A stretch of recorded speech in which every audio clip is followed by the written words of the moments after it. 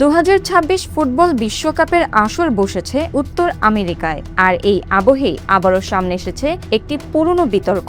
আচ্ছা, সারা দুনিয়া যে খেলাকে ফুটবল বলে, আমেরিকানরা তাকে সকার বলে কেন? অনেকেই ভাবেন শব্দটা মার্কিনদের তৈরি, কিন্তু আসল ইতিহাস জানলে আপনি নিশ্চিত অবাক হবেন। মজার ব্যাপার হলো, সকার শব্দটির জন্ম আমেরিকায় নয়, হয়েছিল খোদ ইংল্যান্ডে। 19 শতকের শেষ দিকে অক্সফোর্ড বিশ্ববিদ্যালয়ের শিক্ষার্থীদের মধ্যে শব্দ ছোট করে বলার একটা ফ্যাশন ছিল। 1863 সালে খেলাটির আনুষ্ঠানিক নাম দেওয়া হয় অ্যাসোসিয়েশন ফুটবল। অক্সফোর্ডের ছাত্ররা এই অ্যাসোসিয়েশন শব্দটিকে ছোট করতে করতে বানিয়ে ফেলে সকার।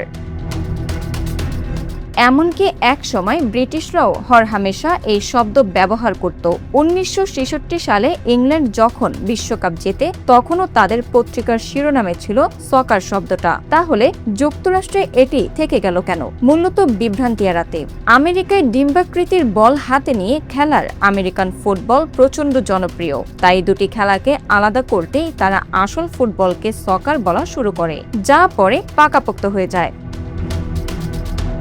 শুধু যুক্তরাষ্ট্রই নয়, কানাডা, অস্ট্রেলিয়া, নিউজিল্যান্ড ও জাপানেও শব্দটি ব্যবহার করা হয়। তাই পরের বার কেউ সকার শব্দটিকে খাঁটি আমেরিকান ভাবলে তাকে মনে করিয়ে দিতে পারেন এর শিকড় কিন্তু লুকিয়ে আছে খোদ ব্রিটেনে।